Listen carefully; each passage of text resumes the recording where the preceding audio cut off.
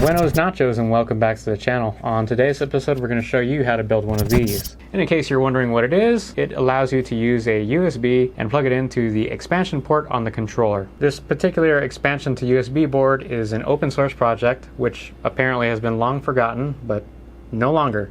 You can check out the creator's GitHub in the description down below. So without further ado, let's show you how to build this thing. We'll start by placing our USB port on the board. And I'll of course be using our Hakko FX951 soldering iron, and we're going to be using the T15D24 soldering iron tip. Alright, so you get your USB port on here, flip it over, and we'll be soldering it from the back.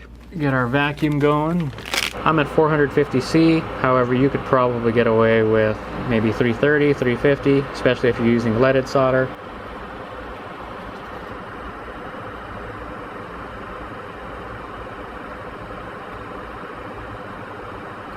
And then now for the top side.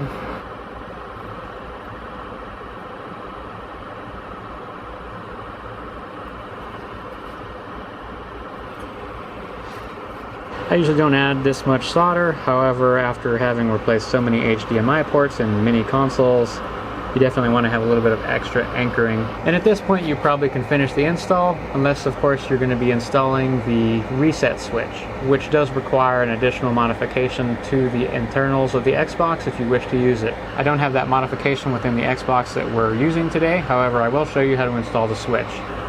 Probably wouldn't hurt to swap on over to a smaller soldering iron tip, but I'm not going to do that.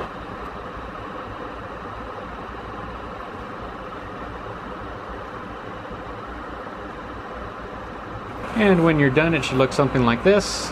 I would advise cleaning this thing up with some isopropyl alcohol or some flux off, and once you have it done, we can go ahead and test it out in the console. Let's go ahead and plug in our Skeletor Xbox. Get our Japanese exclusive controller, and of course we have two of these. This is a recently completed one, so we'll go ahead and swap on over to it. And now that we're in the menu for the Xbox, you can go to memory, plug in our device, and of course it does have a certain orientation, says this side up.